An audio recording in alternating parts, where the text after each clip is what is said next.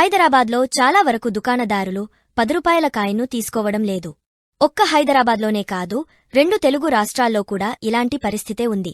భాగ్యనగరంలోని చాలా మాల్స్లో 10 రూపాయల కాయిన్ తీసుకోవడం లేదు. ఇటీవల నిలోఫర్ కేఫ్ వద్ద కూడా 10 రూపాయల కాయిన్ ఇస్తే వారు నిరాకరించారు. ఏదైనా మాట్లాడితే మా వద్ద నుంచి ఎవరూ తీసుకోవడం లేదు, తామెందుకు దీనిని తీసుకోవాలని వాదిస్తున్నారు. దీనిపై చాలా మందికి అవగాహన కరువైంది. ఈ నిరాకరణపై ఎటువంటి చర్యలు ఉంటాయి, వీటిపై జరిమానా లాంటివి ఉన్నాయా అనే విషయాలను తెలుసుకుందాం. చాలామంది 10 రూపాయల నాణెం నకిలీ అని లేదా రూపాయి నాణెం ఇకపై చెలామణిలో లేదని వారు అంటున్నారు. అలా చేయడం చట్టరీత్యా నేరం. మీరు అలాంటి వ్యక్తులపై ఫిర్యాదు చేస్తే వారు కూడా శిక్షించబడవచ్చు. మీకు ఇలా జరిగితే ఎలా ఫిర్యాదు చేయవచ్చో చూద్దాం. అలాగే నాణేలకు సంబంధించి నియమాలు ఏమిటి మరియు ఎవరైనా నాణెం తీసుకోవడానికి నిరాకరిస్తే అతను ఎలాంటి శిక్షను ఎదుర్కోగలడో కూడా ఇక్కడ తెలుసుకోవచ్చు. నాణెం చెలామణిలో ఉంటే ఎవరైనా నాణేలను స్వీకరించడానికి నిరాకరిస్తే అతనిపై ఎఫ్ఐఆర్ నమోదు చేయవచ్చు.